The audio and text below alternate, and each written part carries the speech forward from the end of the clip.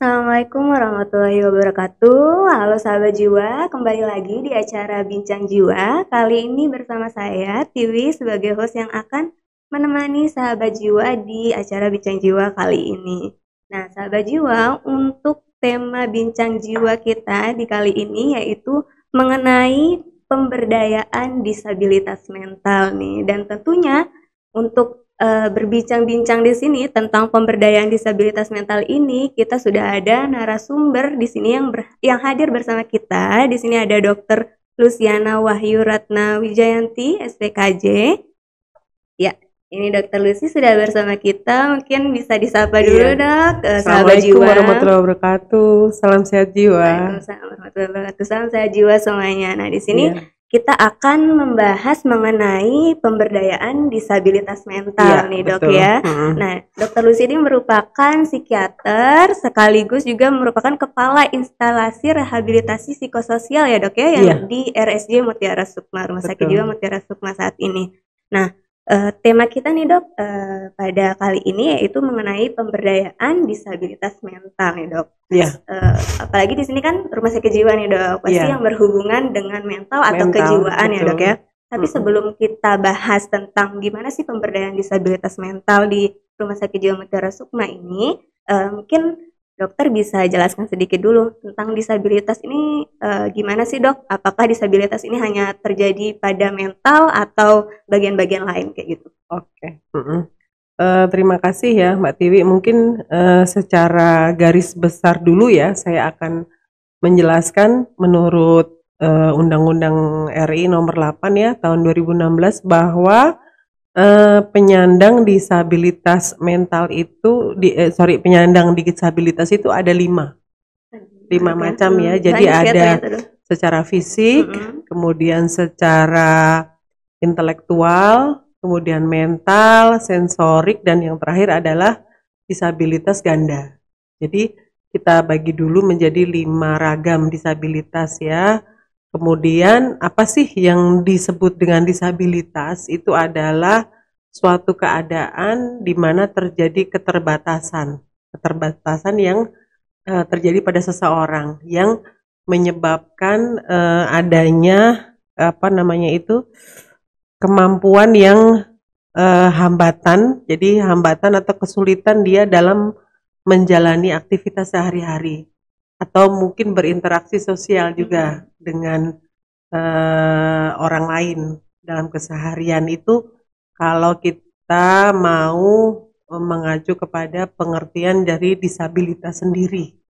Nah, yang pertama tentunya sesuai dengan 5 ragam tadi, disabilitas fisik. Kita tahu mungkin ada mungkin misalnya pasien-pasien yang setelah terkena serangan stroke ya, ada kelumpuhan, kemudian ada sakit-sakit fisik yang memang menyebabkan dia harus kehilangan salah satu anggota geraknya. Itu contoh dari disabilitas fisik ya. Jadi mungkin juga ada bisa dinyatakan seperti kecacatan pada ini juga fungsi otak. Ada namanya cerebral palsy. Itu juga dari cara genetik dia dilahirkan dengan kondisi yang otaknya tidak sempurna. Nah, Itu ini masuk juga ke fisik termasuk ya, Dok? fisik ya. Nah, itu beberapa contoh. Kemudian disabilitas intelektual ini adalah yang dia terganggunya pada fungsi pikir. Fungsi pikir saja mungkin dengan kondisi-kondisi, mungkin ada yang pernah mendengar adanya kecerdasan di bawah rata-rata, ya IQ lambat dalam belajar, kemudian dia ada seperti sindrom Down syndrome itu disabilitas secara intelektual. Kemudian yang ketiga disabilitas secara mental. Nah, ini yang dirawat di Rumah Sakit Jiwa Mutiara Sukma ya. Jadi nanti dibagi dia disabilitas mental ini terganggunya pada fungsi pikir, emosi, dan pada perilaku. Ada 3 ya, Dok, ya. 3 aspek yang memang semuanya saling berkaitan satu sama lain. Tadi kalau kita berbicara disabilitas secara fungsi pikir kan sudah ya tadi ya. Kalau ini 3 aspek yang juga kondisinya tentunya tidak tidak mudah ya Iya. untuk melatih mereka pada 3 komponen yang memang mengganggu, bukan mengganggu ya, mengalami keterbatasan. Nanti kita bagi secara psikososial dan secara kemampuan interaksi sosial. Kalau psikososial, penderita-penderita seperti skizofrenia, gangguan afektif bipolar, itu disabilitas secara psikososial. Kemudian kalau pada fungsi dari kemampuan interaksi sosial seperti penderita autis, pada anak-anak autis yang akan menghalangi dia hambatan untuk pergaulan dia. Nah, kemudian yang keempat, disabilitas sensorik, itu misalnya ada yang mengalami kebutaan, ya, jadi memang sensorik, organ sensorik kita seperti mata, telinga, kemudian wicara. Berarti 3 berbeda aspek dengan itu fisik tadi. berbeda ya dengan ternyata, fisik, ya betul. Yang terakhir disabilitas ganda. Ganda ini dia bisa lebih dari satu yang sudah kita sebutkan tadi. Nah, ini pembagian disabilitas secara umum. Gitu. Oke, ternyata disabilitas tuh banyak macamnya ya dok ya, nggak cuma mungkin selama ini kita taunya disabilitas fisik dan mental, ternyata ada tadi sensorik, intelektual, bahkan yang ganda ya dok ya. Iya, yang ganda pun ada. Betul, ya. Berarti mental pun bisa dengan disabilitas yang lain ya dok ya? Bisa, sangat mungkin, iya sangat. Dan itu mungkin akan kondisinya menjadi lebih berat ya, akhirnya kepada yang bersangkutan. Dan butuh perlakuan yang lebih ini ya dok ya, untuk pasien-pasien tersebut. Oke, nah di sini kita akan fokus ke disabilitas mentalnya nih dok, karena kalau mau bahas semua nggak mungkin kan terlalu panjang nih kalau kita bahas semua. Fokus kepada terkait dengan bidang kita, sesuai dengan rumah sakit jiwa nih ya dok ya. Kita akan bahas tentang disabilitas mental. Nah tadi dokter udah jelasin nih disabilitas mentalnya ada baik dia psikososial ataupun dia interaksi sosial kayak gitu ya dok ya. Nah untuk di rumah sakit jiwa sendiri nih dok, gimana sih penanganan untuk pasien dengan disabilitas mental itu kayak gitu? Iya, jadi artinya kalau di rumah sakit jiwa sendiri adalah kita pada awalnya mungkin pasien akan masuk dengan kondisi yang berat ya, dengan tingkat emergensi psikiatri yang tinggi, yang naik kalau kita pakai skala keemergensian ya, kegawat daruratan melalui IGD atau bisa juga melalui poliklinik ya, dengan kita nilai dan kemudian dia harus dirawat secara intensif, kemudian masuk ke ruang intensif dulu. Di ruang intensif kita rawat selama beberapa hari, mungkin tidak lama, hanya sekitar 3-4 hari. Kalau dia sudah stabil, kita ke ruang stabil. Iya, ruang stabil. Nanti di ruang stabil inilah akan ada kegiatan-kegiatan yang akan mereka jalani, termasuk dan itu setiap hari mereka jalani, termasuk nanti itu juga akan melalui proses dari mereka sudah dinyatakan oleh DPJP, jadi dokter penanggung jawab pelayanannya sudah dinyatakan stabil dan boleh dilakukan seleksi untuk melalui proses rehabilitasi. Nah, mereka sudah dinyatakan stabil. Setelah masuk di ruang rehabilitasi, tentunya ada proses namanya seleksi dulu. Nah, seleksi nanti dengan 5 komponen teman-teman dari PPA, jadi profesional pemberi asuhan, meliputi ada dokter, kemudian psikolog, kemudian ada perawat, ada pekerja sosial, peksos, dan terapi okupasi. Nah, lima komponen ini teman-teman nanti mereka akan menyeleksi. Setelah mereka seleksi dan dinyatakan lulus, nah mereka akan masuk ke dalam kegiatan-kegiatan sesuai dengan kesenangan mereka, keahlian mereka. Misalnya di rumah seorang petani, misalnya mau tidak mau di sini mereka akan senang di bidang perkebunan. Ya, nanti ada di sana juga di bidang perkebunan ada teman-teman yang akan memberikan pelatihan sama mereka bagaimana bercocok tanam. Jadi seperti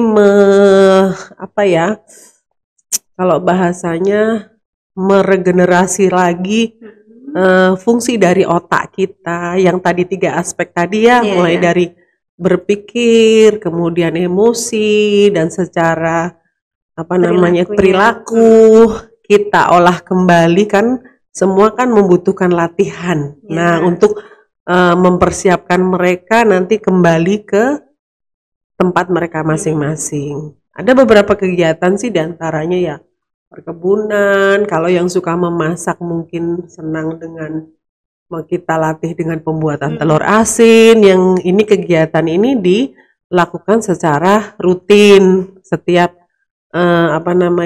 setiap minggu, seminggu 2 kali. Ada nanti teman-teman yang akan memberikan teman-teman perawat maupun peksos memberikan ya ini latihan-latihan bagaimana membuat telur asin yang benar, yang nanti produksinya juga akan bagus, kualitasnya juga bagus, juga untuk layak jual, Dan begitu. pastinya layak ya. Iya, dan itu nanti hasilnya akan diperjualbelikan, Mbak, di dalam. Iya kan, kita punya ada lapak ya, Iya. lapak kita. Jadi nanti kita bisa merasakan, oh ini sudah enak nih, sudah layak untuk dijual, begitu. Kemudian ada teman-teman yang suka membuat puding. Kita juga ada program pembuatan puding ini, nanti yang merasakan juga, maksudnya yang mengkonsumsi nanti pasien-pasien yang di ruangan. Kita bekerja sama dengan bagian gizi dan bagian ini snacknya gitu iya, ya, untuk snacknya itu bagian gizi. Ada juga nanti kemampuan yang menjadi Mbak, program kita yang sangat kita ini yang sudah juga berlangsung sudah lama, itu pembuatan ini sabun cuci tangan. Iya, ini ya, Dok ya, ini udah ada di betul. meja nih ya. Iya, sabun cuci tangan ini yang produk dari rehab, dari rehab psikososial, dari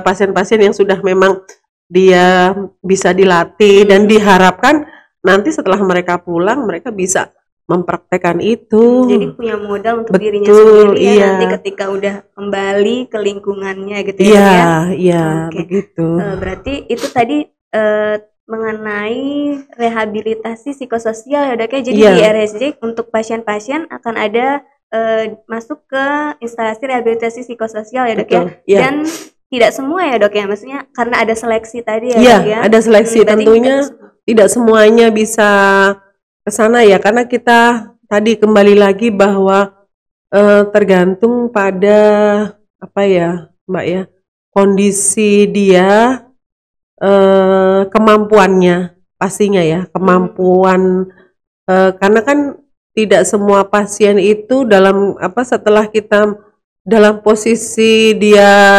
stabil, itu belum tentu fungsi berpikir dia bisa kembali ke bisa kembali lagi ke yang seperti sebelumnya. Iya, karena mau tidak mau memang kembali lagi kita ke teori ya, Mbak ya. Kembali ke teori apa sih gangguan jiwa itu gitu ya. Karena gangguan jiwa itu adalah adanya disregulasi dari hormon-hormon dalam otak kita yang mengalami gangguan, dan mau tidak mau itu pasti akan mempengaruhi pikiran, perilaku, dan proses apabila memang itu terjadi berulang kali. Jadi sama ya, jadi seperti pasien yang sakit-sakit fisik ya, Mbak ya, apabila dia mengalami pada kasus-kasus tertentu, misalnya mereka rawat inap berkali-kali, dan itu proses kemudian dia mengalami kemunduran pada saat proses berpikir, itu bisa terjadi, Mbak. Dan itu sangat memungkinkan menjadi satu keterbatasan yang sulit untuk kita berikan pelatihan yang yang lebih kompleks ya, karena kan cara membuat ini itu kan membutuhkan satu proses langkah-langkah, urut-urutan gitu ya. Betul, yang mereka bisa menganalisa itu gitu. Tapi apabila memang ada pasien yang memang pada satu kasus lah dia berkali-kali dia rawat inap, dan kemudian pada saat diseleksi sudah terjadi kemunduran, karena disregulasi hormon dalam otaknya ini sudah mengalami resistensi. Jadi seperti berkali-kali dia jadi regenerasinya tidak berkembang dengan baik. Ada banyak faktor yang menyebabkan seorang pasien untuk berkali-kali dia rawat inap. Yang pertama biasanya adalah kepatuhan minum obat, nomor 1. Yang kedua adalah daya dukung dari keluarga, caregiver, iya, yang ini juga tidak mudah. Saya yakin untuk keluarga yang mempunyai anggota keluarga yang mengalami disabilitas mental ini tidak mudah untuk bisa mereka kuat atau mereka telaten, sabar mendampingi mereka, itu tidak mudah juga. Itu yang menyebabkan akhirnya mereka tidak sabar untuk melalui proses yang panjang, karena kembali lagi biasanya kalau saya memberikan edukasi kepada pasien misalnya di poliklinik secara sederhana saja, bahwa kita memperbaiki suatu proses itu ibarat kata mesin dalam otak yang kita perbaiki pelan-pelan, kan pasti butuh jangka waktu yang lama, dan itu membutuhkan kesabaran dan proses yang panjang. Ini yang kita akatkan dulu dari awal, kita edukasikan dulu dari awal supaya keluarga memahami itu. Diharapkan karena mereka memahami, mereka mengerti, oh iya ya, ternyata proses untuk memperbaharui atau mengobati fungsi dari otak yang 3 aspek itu tidak mudah gitu. Karena apa? Mau tidak mau mereka melalui proses itu, karena tujuan akhirnya adalah seseorang itu bisa berdaya guna kembali setelah mereka dirawat. Nah, tujuan akhirnya dealnya kan seperti itu. Semua kan ingin pokoknya dia bisa kembali lagi, Dok, bisa bekerja lagi, bisa menghasilkan, ya mau tidak mau. Misalnya seorang laki-laki kan dia punya tanggung jawab terhadap anak istrinya, mau tidak mau dia harus bekerja, menghasilkan penghasilan yang untuk menghidupi anak istrinya. Ini kan juga hal yang tidak mudah. Tapi kembali lagi saya selalu mengatakan bahwa ini butuh proses. Jadi inilah yang nantinya hasilnya itu nanti kalau dia semakin kecil dia kekambuhannya. Jadi semakin kecil angka kekambuhannya itu, maka bahkan mungkin dia tidak kambuh sama sekali, taruh kata ya. Itu tingkat kesembuhannya bagus, Mbak. Dia bisa kembali lagi 100%. Oh, bisa kembali. Iya, betul. Tentunya ini tergantung usia juga ya. Yang paling faktor yang paling baik prognosanya itu di usia muda. Dengan usia muda tuh di atas 18 tahun sampai kurang dari 50 tahun lah ya, 48 tahun. Itu dia karena proses regenerasi dalam otaknya itu masih berjalan dengan baik, dengan cepat gitu ya. Akhirnya harapannya dia untuk kembali lagi beraktivitas gitu ya, untuk bisa seperti semula lagi itu tinggi gitu Mbak Dewi. Iya, betul. Ini yang dari awal itu memang kita harus mengedukasi keluarga. Berarti memang keluarga ini juga salah satu hal yang sangat penting, sangat penting, Mbak. Sangat penting. Jadi sekali. Iya. Kalau di sini sudah diberi bekal, tapi ketika kembali ke lingkungannya masih kurang gitu, malah bisa kembali lagi ya, Dok. Iya, artinya kepenerimaan keluarga untuk menerima mereka apa adanya dengan kemampuan mereka. Oh, ini sudah kita latih nih di dalam. Mereka nyaman kan di rumah sakit jiwa nih menerima mereka apa adanya, dalam tanda kutip kalau saya bilang. Kemudian dia kembali dan keluarga menerima itu apa adanya, dia bisa berkembang dengan baik, dia mampu memahami dirinya, dia mampu misalnya sementara mungkin dengan obat-obatan teratur, kemudian dia bisa bekerja dengan baik, dia bisa berdaya guna kembali, kan itu sesuatu hal yang sangat-sangat positif sekali. Diharapkan seperti itu semuanya. Tapi apabila itu terjadi sebaliknya, maka yang terjadi, yang bersangkutan pun akan menjadi mundur prosesnya. Hal yang paling mohon maaf yang menjadi prihatin, dia akan kembali relapse lagi, kembali kambuh lagi, seperti lingkaran gitu, Mbak. Ini lingkaran mengulang terus. Kalau dia kambuh lagi, harus dia melalui proses perawatan lagi intensif, harus kita membuat lagi kegiatan lagi meregenerasi dia yang itu juga tidak mudah begitu ya, seperti itu. Baik dok, ternyata memang peran keluarga itu juga sangat penting ya dok. Betul. Karena selain walaupun di sini tadi sudah banyak banget nih ya kegiatannya untuk di rehabilitasi psikososial ini ya dok ya, banyak banget kegiatannya, dan untuk kegiatan-kegiatan tersebut itu bebas gitu dok dipilih oleh pasiennya, misalnya lebih ke mengarah ke tadi perkebunan atau jadi dari hasil tes seleksi itu akan terlihat. Jadi maksudnya akan terlihat hasilnya. Oh, dia senang di perkebunan misalnya, latar belakangnya apa dulu nih gitu kan, pasti ditanya pekerjaan apa sebelumnya, apa yang kamu lakukan. Nah, oh dia sudah ke arah sini nih, dia mampu ya, dia berarti ke arah perkebunan begitu. Nanti oh dia senangnya masak gitu, misalnya ibu-ibu ya, atau remaja-remaja putri gitu kan, senangnya masak atau buat puding atau buat keterampilan gitu ya. Oh, ke sana, baru kita arahkan ke sana begitu. Kegiatannya sekitar 2 jam mungkin gitu ya. Di sana sekitar seperti itu. Nanti kembali lagi mereka untuk beraktivitas lagi. Biasa, gitu. Berarti banyak banget berarti untuk kegiatan-kegiatannya, dan pastinya bermanfaat ketika pasien tersebut sudah kembali ya ke lingkungannya. Betul, sangat bermanfaat. Jiwa.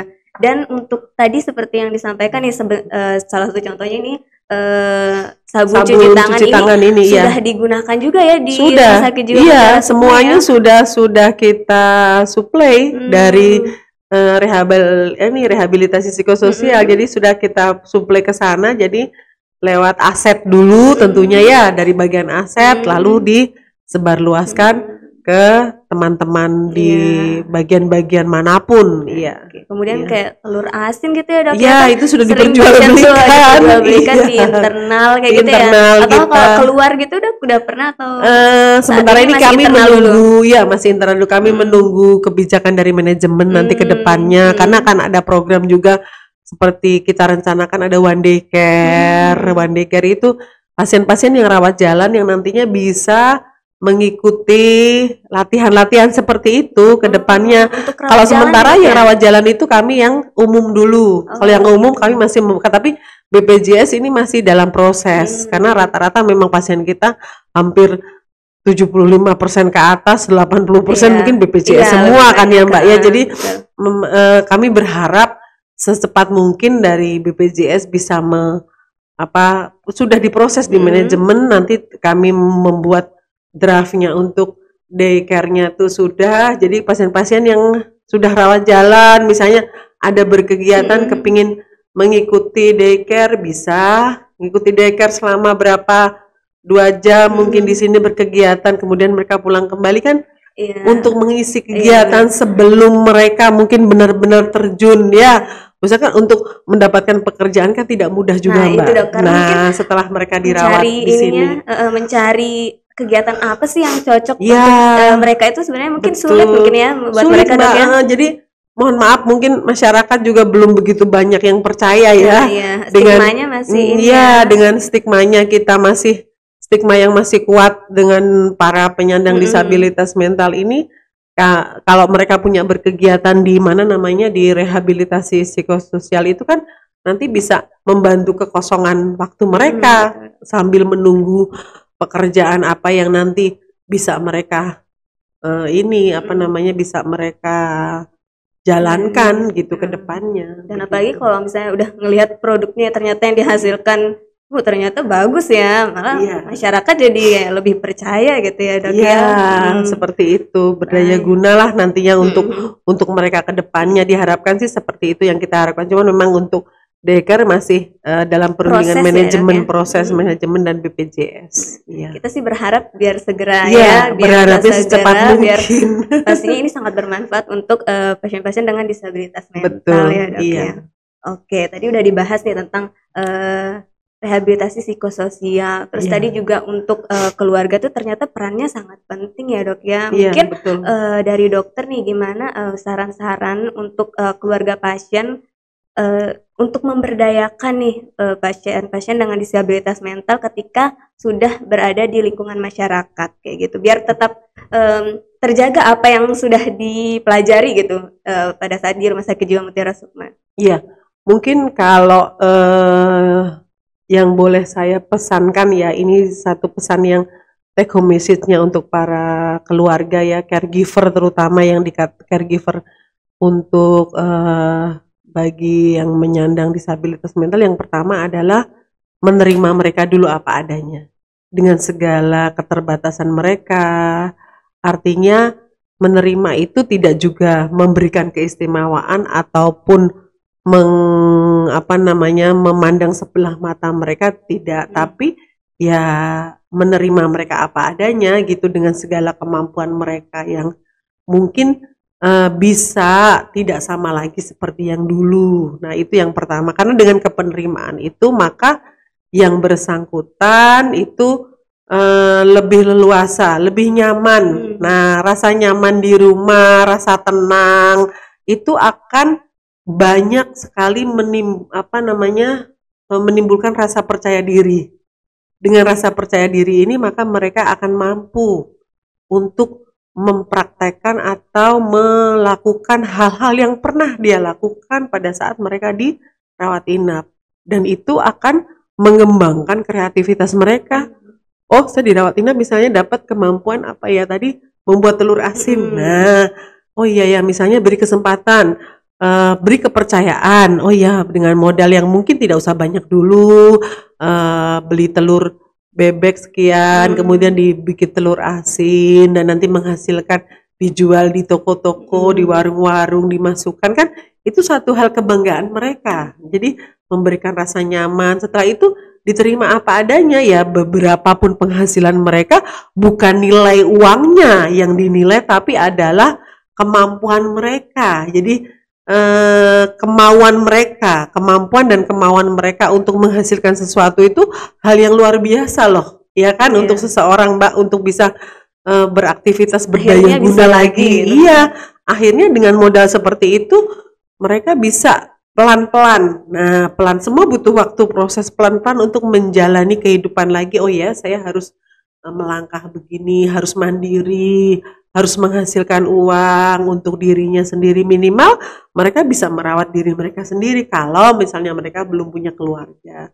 Kalaupun punya keluarga mungkin butuh sedikit pengertian dari pasangan bahwa menerima, oh seperti ini nih keterbatasan, ya otomatis pasti tidak bisa mengharapkan full dulu seperti yang dulu. Jadi apa yang dia dapat lakukan sekarang diterima dulu pelan-pelan, nanti beranjak.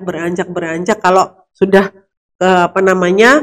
tentunya yang tidak kalah penting nomor satu adalah tetap kontrol. Nah, rutin, karena inilah satu modal dulu, modal dari bagaimana kita mengatasi tadi disregulasi dari hormon dalam otak itu yang menyebabkan dia menjadi stabil dan dia menjadi bisa beraktivitas dari sisi 3 aspek tadi, Mbak, dari pikiran, emosi, dan perilaku. 3 aspek tadi dia sudah terkontrol dengan baik dan mereka bisa menghasilkan sesuatu yang baik, yang sesuai dengan kemampuan mereka, mempunyai rasa aman, nyaman. Kan ini menjadi satu kolaborasi yang baik ya dengan keluarga dan tentunya dengan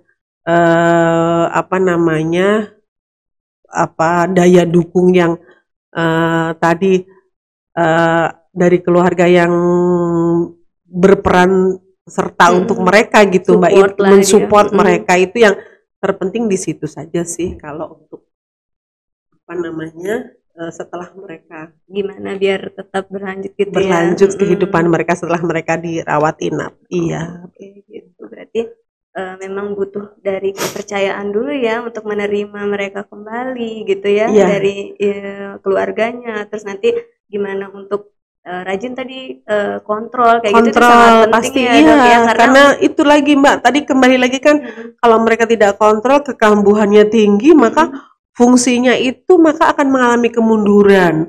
Kalau sudah kemunduran kan untuk dilatih lebih sulit. Gitu. Iya, daripada misalnya, bukan daripada ya, kalau kita membandingkan dia tingkat kekambuhannya kecil, bahkan mungkin dia diusahakan tidak kambuh, itu akan cepat bagus regenerasinya gitu dengan apa namanya obat-obatan yang sudah kita berikan, farmakoterapi tadi dengan daya dukung yang bagus kan tambah bagus. Tapi kalau dia berkali-kali rawat inap gitu ya, daya dukung keluarganya yang kurang, ya itu akhirnya jadi kemundurannya agak ini ya, agak jelas kelihatan dan kasihan juga Iya, nantinya capek juga ya dok ya bolak-balik terus rawat inap gitu Iya, ya. Kasihan juga ya betul. ke pasiennya ya dok ya. Iya. Dan keluarganya juga pasti maksudnya keluarganya juga akan mengeluh juga iya, begitu. pusing juga gitu ya dok ya. Capek Iya. juga bisa kena maksudnya mentalnya juga bisa kena Bisa keluarganya banyak ya. Mbak, banyak keluarga yang seperti itu yang malah istilahnya ini sendiri ya, apa namanya, aduh kalau saya pernah wawancara juga dengan keluarga, aduh saya stres sendiri dok merawat kakak saya begini-begini gitu ya. Saya selalu bilang bahwa oke Pak, kita lihat dulu titik masalahnya di mana. Sebetulnya yang terpenting adalah nomor 1 kepatuhan dulu minum obat nih, rutin dulu kontrol. Nanti yang lainnya pasti akan mengikuti, saya bilang gitu. Karena kan yang kita perbaiki adalah fungsi dari otak itu dulu, dari disregulasi tadi yang kita perbaiki. Kalau itu sudah mengalami perbaikan, insya Allah semuanya pasti akan mengikuti nih. Iya. Luar biasa sekali. Tadi dari Dokter Lucy sudah menjelaskan nih sahabat jiwa bagaimana kegiatan-kegiatan apa saja, banyak sekali ternyata nih sahabat jiwa kegiatan-kegiatan yang ada di rumah sakit jiwa ini, khususnya tadi di rehabilitasi psikososial, dan pastinya di sini untuk mempersiapkan pasien-pasien itu nanti di kehidupan di lingkungannya ya, di lingkungan masyarakat, setelah dia pulang siap dari gitu rumah ya. sakit Baik, dokter punya modal sendiri gitu ya, dan siap pokoknya untuk bermasyarakat gitu ya dokter ya. Dan di sini tadi juga udah dijelaskan gimana sih pentingnya support keluarga untuk pasien-pasien ini agar tetap berdaya guna di masyarakat. Jadi nggak cuma di RSJ aja ketika dirawat inap aja ya dok ya, tapi ketika sudah turun di masyarakat pun tetap masih butuh dukungan ya dari keluarga kayak gitu ya dok ya, biar bisa bermanfaat tentunya dok ya, baik untuk dirinya sendiri maupun masyarakat. Baik dokter, sebelum kita tutup nih mungkin dokter, mungkin apa nih harapan-harapannya baik untuk nanti keluarga pasien atau harapan untuk rehabilitasi psikososial ke depannya, seperti tadi ada one day care kayak gitu. Mungkin sebelum ditutup, semoga mungkin ada one day care-nya kayak gimana gitu. Iya, mungkin harapan kami ya nantinya ke depannya akan ada banyak pengembangan ya. Akan ada banyak pengembangan di bagian rehabilitasi psikososial. Dari kegiatan-kegiatan tadi sudah cukup banyak. Sebenarnya pengembangan ini tadi yang khusus adalah untuk pasien-pasien one day care. Jadi untuk pasien yang rawat jalan. Diharapkan nanti ke depannya nih dengan pasien-pasien rawat jalan ini mereka bisa mengikuti kegiatan-kegiatan itu sembari menunggu hal apa namanya pekerjaan yang akan mereka tuju begitu ya. Jadi mengasah kemampuan mereka, mengasah proses pikir mereka untuk supaya bisa nantinya tidak bisa berdaya guna, memberikan bekal untuk mereka kedepannya, mungkin bisa lebih berwira swasta sendiri seperti itu.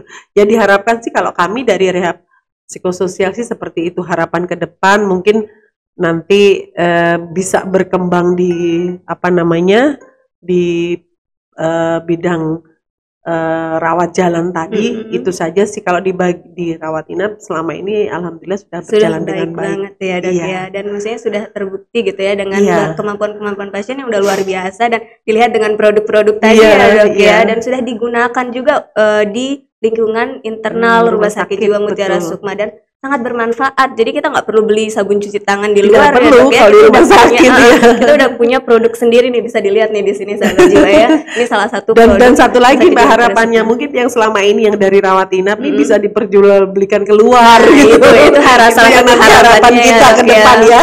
Jadi ini butuh nanti satu mekanisme lagi yang mesti nanti kita bicarakan ke depan ya dengan manajemen dan ini nih apa Iya, sehingga pihak-pihak yang terkait. masyarakat luar juga bisa Iya, ya Dok bisa ya merasakan seperti produk-produk ini ya. kita lihat di beberapa rumah sakit jiwa yang di daerah lain sudah sampai seperti itu, begitu luar kan? biasa. Berarti kan luar biasa ya mereka Luar biasa. begitu. Itu tadi untuk Iya, harapan-harapan harapan-harapan ke kedepannya depan, ya betul. untuk rehabilitasi psikososial. Baik Iya. dokter. Terasa nih udah lumayan lama juga ya Lumayan. kita berbincang-bincang pada edisi Bincang Jiwa kali ini ya dok Iya. ya. Sekali lagi terima kasih banyak nih dok Sama-sama. atas waktunya dan tentunya ilmu-ilmunya dari tadi tentang kita bahas disabilitas hingga nanti harapannya untuk pasien terus kemudian untuk keluarga pasien juga ya gimana untuk Betul. tetap mensupport pasien-pasien dengan disabilitas mental. Iya. Baik, terima kasih sekali lagi dokter Sama-sama, dan Mbak. terima kasih juga saya sampaikan kepada sahabat jiwa yang sudah menyaksikan Bincang Jiwa edisi kali ini. Sampai jumpa lagi di acara Bincang Jiwa lainnya dan mungkin nanti akan bertemu lagi Iya. dengan Dr. Lucy di lain kesempatan. Baik Iya. saya dan segenap kru yang bertugas undur diri. Terima kasih, mohon maaf bila ada salah kata. Wassalamualaikum warahmatullahi wabarakatuh.